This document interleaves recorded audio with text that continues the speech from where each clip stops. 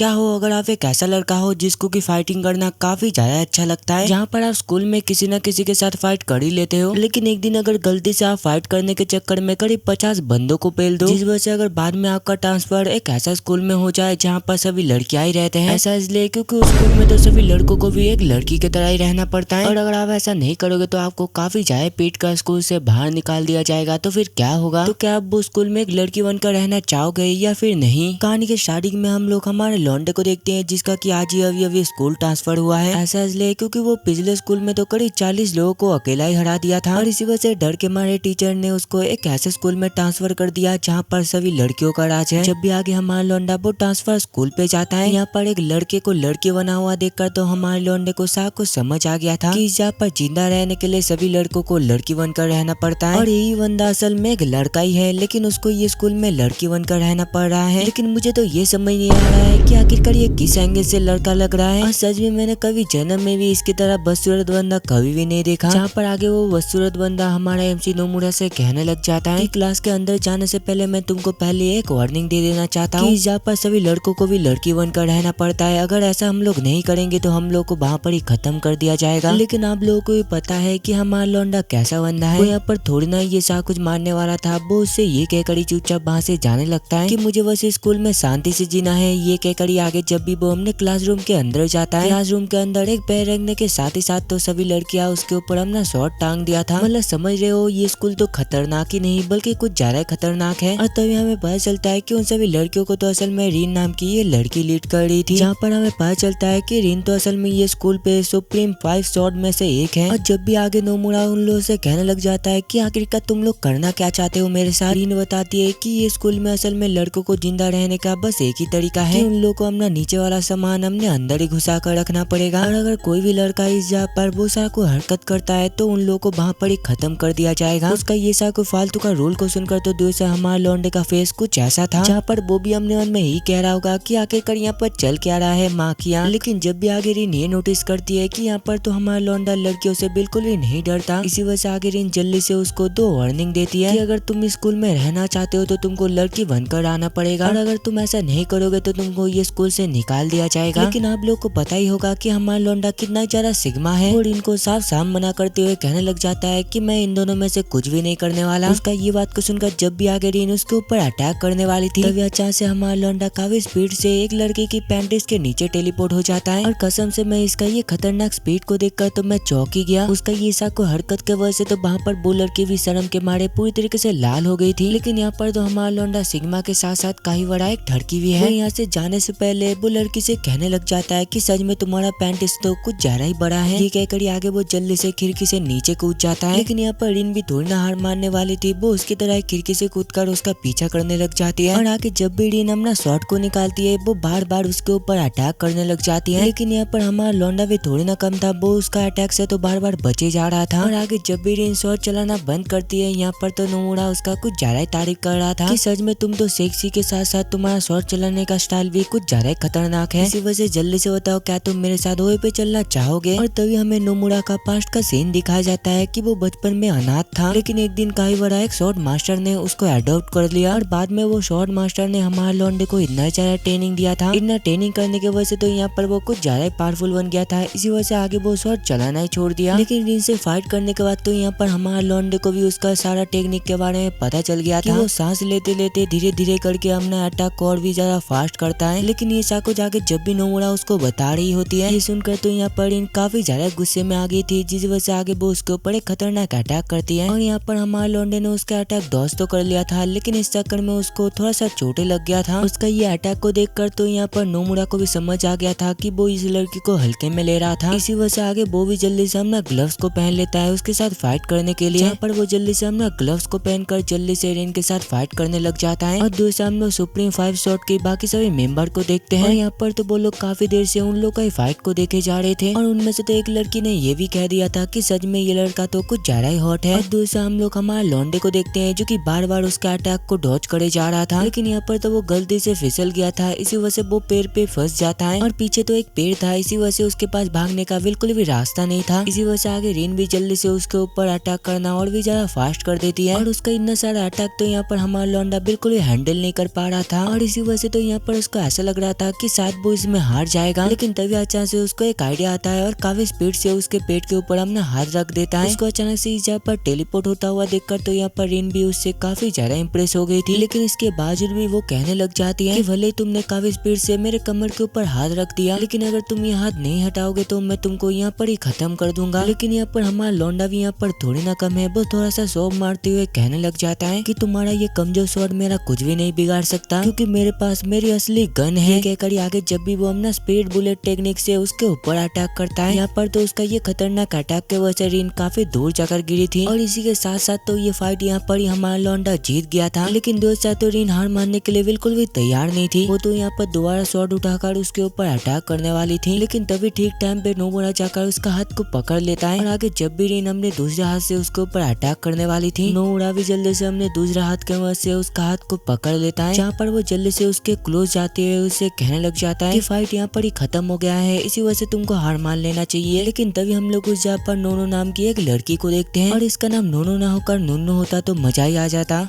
ये सब क्या देखना पड़ रहा है, अच्छा है मैं अंधा हूँ।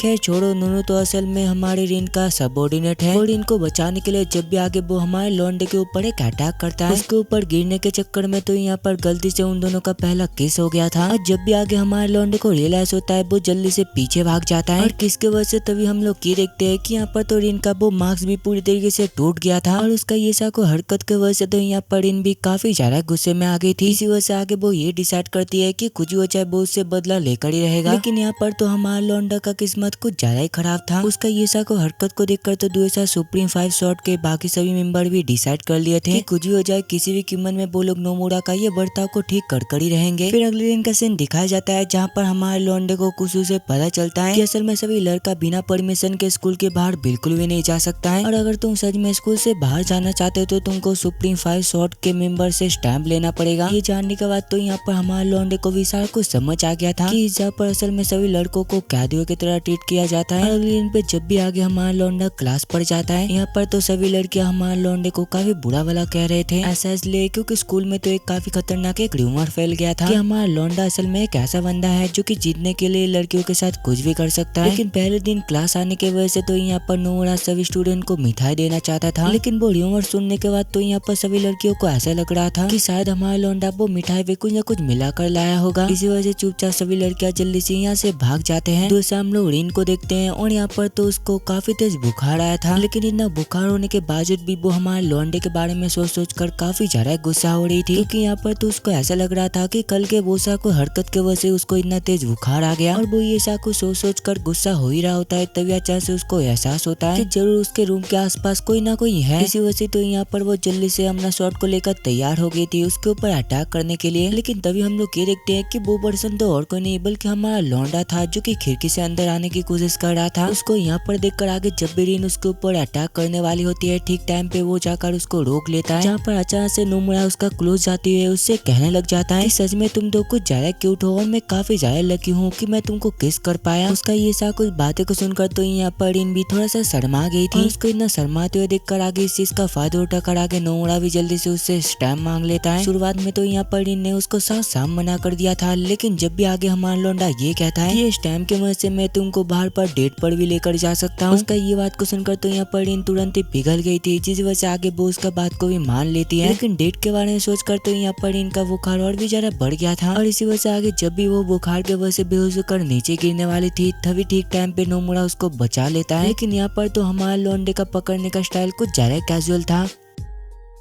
लेकिन आगे जब भी उस पर नोनो रिन के लिए खाना लेकर आती है, उन दोनों को ऐसे पोजीशन पर देखकर तो यहाँ पर वो काफी ज्यादा शॉक्ड हो गई थी, जिस वजह से वो गुस्से में मारे जल्दी से इस जगह का अलार्म को बजा देती है और इतने बार अलार्म को बजाती है जितना कि आप लोग सब्सक्राइब नहीं करते, इसी वजह से जल्दी से सब्सक्राइब करो। उसका अलार्म बजाने की वजह से तो यहाँ पर पूरा हॉस्टल पूरी तरीके से लॉक हो गया था और इतना ही नहीं उस जगह पर तो हद से ज्यादा ट्रैप एक्टिवेट हो गया था और ये सब कुछ ट्रैप तो कुछ ज्यादा खतरनाक था। लेकिन इसके बावजूद भी हमारा लौंडा जैसे जैसे करके वो सारा ट्रैप से बचते हुए बाहर निकल आता है है। लेकिन आगे जब भी वो बाहर निकलता है उसका मुलाकात तो वहाँ पर चोका नाम की एक लड़की से हुई थी और वही नहीं हुई जहाँ पर तो कुछ ही देर में नोनो भी आ गई थी। और यहाँ पर तो वो दोनों असल में हमारे लौंडे को पनिशमेंट देना चाहते थे ये साको हरकत के वजह से। और उन लोगों का ये खतरनाक फाइट देखने के लिए तो उस जहाँ पर सभी लड़कियां भी जल्दी से इकट्ठा हो गए थे। और तभी हम लोग दूसरा सुप्रीम 5 शॉट के और एक मेंबर को देखते हैं जिसका नाम सतोरी है। और यहाँ पर तो वो प्रे कर रहा था ताकि हमारा लौंडा ऊपर जाकर सही सलामत रहे, क्योंकि उसको तो ऐसा लग रहा था कि नोमुरा असल में उन दोनों लड़कियों से बिल्कुल भी जीत नहीं सकता है। लेकिन दूसरी साइड जब भी फाइट स्टार्ट होता है वो दोनों जल्दी से हमने अपने वेपन के मदद से हमारे लौंडे के ऊपर अटैक कर देते हैं। लेकिन थोड़ी देर फाइट करने के बाद तो यहाँ पर हमारे लौंडे को भी समझ आ गया था कि उन लोग का स्पीड कुछ ज्यादा ही कम है। इसी वजह से आगे नोमुरा खुद ही उन लोग का अटैक उन लोग के ऊपर ही इस्तेमाल करने लग जाता है। जो कड़कड़ी आगे नोमुरा उन लोग का मजाक उड़ाते हुए कहने लग जाता है कि सच में तुम दोनों कुछ ज्यादा स्लो हो। और आगे उन लोग का मजाक उड़ाने के बाद नोमुरा जल्दी से अपना स्पीड बुलेट से नोनो के ऊपर अटैक करता है। और उसका ये अटैक के वजह से तो यहाँ पर वो सीधा चोका के ऊपर गिर गया था। और आगे जब भी नोमुरा एक रिबल स्माइल देते हुए उन लोग के तरफ बढ़ने लगता है और उसका इतना डरावना फेस देखकर तो दूसरी वो दोनों काफी ज्यादा रोना स्टार्ट कर दिए थे, क्योंकि अब तो उन लोग को ऐसा लग रहा था कि शायद नोमुरा अब रिन की तरह उन लोग के साथ भी भूसा कुछ करने वाला है। और उन लोग को इतना रोता हुआ देखकर आगे नोमुरा उन दोनों को शांत करते हुए कहने लग जाता है थोड़ा सा शांत हो जाओ, मैं तुम दोनों के साथ ऐसा वैसा हरकत बिल्कुल भी नहीं करने वाला। और वैसे ही वो तो एक एक्सीडेंट था। फिर अगले दिन का सीन दिखाया जाता है और जब भी हमारा लौंडा मस्त क्लास के अंदर जाता है अचानक से तो यहाँ पर रिन उसके ऊपर हमने शॉर्ट टांग दिया था। ये सब कुछ वो इसलिए करी थी क्योंकि कल का भूसा को हरकत की वजह से तो यहाँ पर सभी लड़कियां काफी ज्यादा डरे हुए थे। रिन कहती है कि लड़कियों को प्रोटेक्ट करने के लिए मैं हर टाइम तुम्हारे ऊपर नजर रखूंगी। उसका ये बात को सुनकर तो यहाँ पर हमारा लौंडा सदमे में चला गया था, क्योंकि वो तो असल में यहाँ पर एक नॉर्मल लाइफ जीना चाहता था, लेकिन ये सब को हरकत के वजह से उसके ऊपर नजर रखा जाएगा। फिर रात का सीन दिखाया जाता है और जब भी लंच टाइम पे वो छुप छुप करे गैडल मांगा पड़ रहा था, उसको कहने लग जाता है कि लगता है मैरी तुमको बिल्कुल भी नहीं छोड़ने वाली। और जब भी आगे हमारा लौंडा मारी के बारे में पूछता है वो बताने लग जाता है कि मारी असल में सुप्रीम 5 शॉर्ट मेंबर में से एक है और उसका संतरे कुछ ज्यादा बड़ा है, इसी वजह से तो सभी लड़के उसको काफी ज्यादा पसंद करते हैं। और वो तुम्हारे ऊपर अटैक इसलिए करेगा क्योंकि कल तुमने जिसको हराया था चोका नाम की लड़की को वो असल में उसकी सबऑर्डिनेट है। लेकिन यहाँ पर हमारा लौंडा भी थोड़ी ना कम है, वो कहने लग जाता है कि मुझे इस सब से बिल्कुल भी फर्क नहीं पड़ता, ऐसा इसलिए क्योंकि यहाँ पर तो हमारे लौंडे को पूरा विश्वास था कि कुछ ही हो जाए वो ही फाइट में जीतेगा। लेकिन तभी अच्छा से नोमुरा उससे पूछने लग जाता है कि क्या तुमको ये स्कूल के इम्प्रेस नाम के वो लड़की के बारे में कुछ पता है? वो बताता है कि हाँ मुझे पता है, वो भी तुम्हारी तरह एक नया ट्रांसफर स्टूडेंट थी जो कि तुम्हारे आने के करीब एक हफ्ते पहले ये स्कूल पे आया था, जहाँ पर उसके आने के कुछ ही दिनों के अंदर वो रिन और मेरी को एक साथ हरा दिया। और उन दोनों को हराने के बाद उसने ये भी कहा था कि अगर स्कूल के सभी लड़कियां भी मेरे ऊपर हमला करने के लिए आ जाए तो ये भी मेरे लिए कम पड़ेगा। उसका ये सारा कुछ बातें को सुनकर तो तभी अच्छा से नोमुरा को अपने पास्ट के बारे में याद आ गया था कि कैसे एक लड़की ने उसको काफी बुरी तरीके से हरा दिया था। और अगले दिन पे जब भी हमारा लौंडा मस्त अपने घर पर सो रहा था तभी अचानक से उस जहाँ रिन उसको ले जाने के लिए आती है, जहाँ पर स्कूल जाने से पहले वो उसका बैग को भी चेक करती है। और वो बैग इसलिए चेक करी थी ताकि वो उल्टा सीधा वो स्कूल पर ना लेकर जा सके। और सारा कुछ चेक करने के बाद आगे जब भी वो दोनों स्कूल पर जाने वाले थे तभी इतने में उस जहाँ पर मारी चोका के साथ उस जहाँ पर पहुंच जाती है। मेरी कहती है कि नोमुरा असल में काफी ज्यादा घटिया लड़का है और इसी के साथ साथ वो लड़कियों के डॉम में तोड़फोड़ कर रहा था ताकि वो सभी लड़कियों को तंग कर सके। लेकिन उसका ये सब कुछ बातें को सुनकर तभी अचानक से रिन उसका खिलाफ जाती हुए कहने लग जाती है कि भले ही नोमुरा काफी ज्यादा बुरा लड़का है लेकिन मुझे पक्का यकीन है कि वो ऐसा हरकत कभी भी नहीं करेगा। लेकिन दूसरी साइड तो मेरी हार मानने के लिए बिल्कुल भी तैयारी नहीं थी, वो इतना ही ज्यादा गुस्से में आ गई थी, वो जापानीज के बदले में फ्रेंच में उसको गालियां देने लग जाती है।